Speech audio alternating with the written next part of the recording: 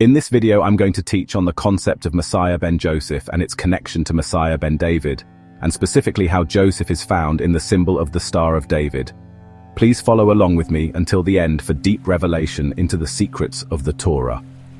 There is a symbol that stands at the heart of Jewish identity, mysticism, and destiny, a symbol so ancient and so layered in meaning that it contains within it the entire roadmap of redemption. That symbol is the Magen David, the Star of David. But beneath its popular associations lies a profound spiritual teaching, one that maps the convergence of heaven and earth, soul and body, science and spirit, and ultimately the mysterious union of Mashiach Ben Yosef and Mashiach Ben David within the soul of Adam, the archetypal human. The Star of David is formed by two triangles, one pointing upward, one pointing downward. This is not simply a decorative motif, it is a sacred map. The upward triangle represents Earth's yearning for heaven, the drive from below to ascend toward higher meaning. This is the triangle of Mashiach Ben Yosef. The downward triangle represents heaven descending into earth, the divine light entering creation with wisdom and love. This is the triangle of Mashiach Ben David. Where the two meet, where the triangle from below intersects with the triangle from above, is the very heart of redemption.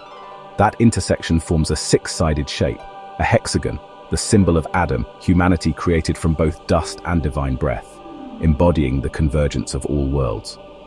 This, then, is the core of Messianic consciousness.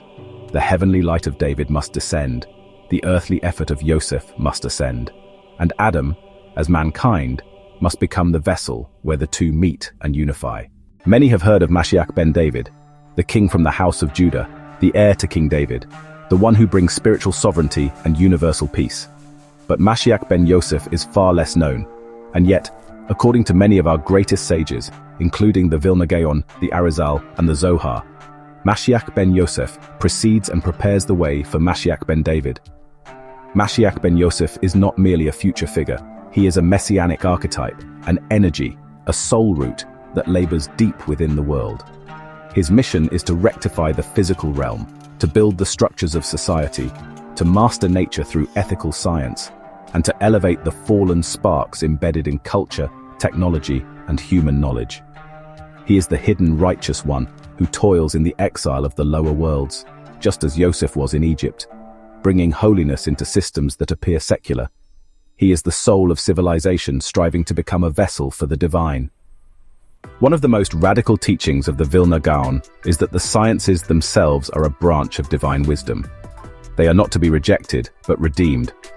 What we call secular knowledge, physics, biology, mathematics, psychology, is in truth the Chokhmah Tata'a, the lower wisdom. It is Torah in a state of concealment. Mashiach Ben Yosef's role is to rectify this lower wisdom, to sanctify science, to align human understanding with divine structure, to elevate civilization so that it becomes a proper vessel for holiness. This is why Yosef in the Torah is not just a dreamer, he's a governor, an economist, a strategist. He integrates the spiritual with the practical. His descendants are destined to do the same.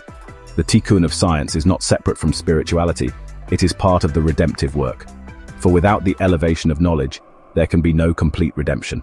When the ascending wisdom of Yosef and the descending light of David meet, they do so in the heart of the Adamic being, the central hexagon of the Magen David, the Star of David. Adam, in Kabbalah, is not merely the first man, he is Adam Kadmon, the archetype of integrated creation. He is the vessel through which all the Sephirot flow. And in the rectified state, Adam becomes the image of God on earth, not as a ruler over nature, but as a conduit of divine unity. In this vision, Adam receives from above, elevates from below, and becomes the place where all separation collapses. Heaven and earth become one. This is the goal of the Messianic age, the full realization of the divine image in man. Now look again at the Star of David.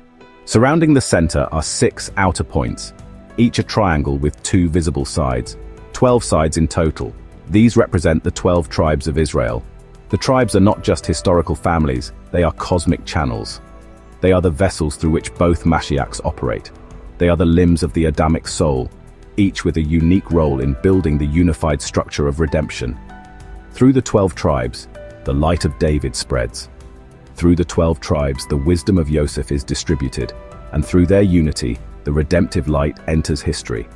This is why the ultimate Messianic vision is one of national and cosmic restoration, a unified people, radiating divine consciousness into the world.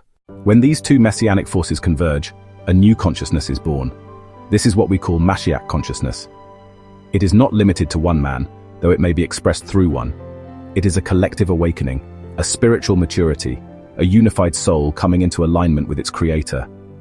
In this consciousness, science and Torah are no longer opposed. They are two branches of one tree. Physicality and spirituality are no longer in tension. They are two aspects of one reality. The soul of Yosef and the heart of David are no longer divided. They are married in the soul of Adam. This is what the prophets meant when they said, "And I will give them one heart and one way. On that day, Hashem will be one, and his name will be one." The redemption is not just a change in the world, it is a transformation of consciousness, a shift from fragmentation to oneness. So what is the Star of David? It is not just a Jewish symbol, it is a sacred technology, a blueprint of the soul, a prophecy in geometry. It teaches us how heaven and earth interact, how two messiahs operate, how Adam is restored, and how the final redemption unfolds, not as a miracle alone, but as a process of inner and outer integration. And now, the most important question, what does this mean for us?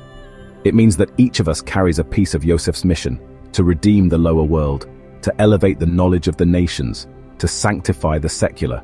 It means that each of us is invited into David's light, to receive Torah, to refine character, to open our hearts to divine presence.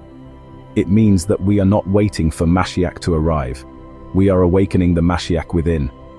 By uniting the upward and downward forces in ourselves, we become vessels for that consciousness. We become Adam restored. We become the star. We become partakers in and one with the redemption. Thank you for watching. This has been a presentation of Avraham Emuna. The views expressed here are mine alone and are not meant to be an authoritative representation of any one religious tradition.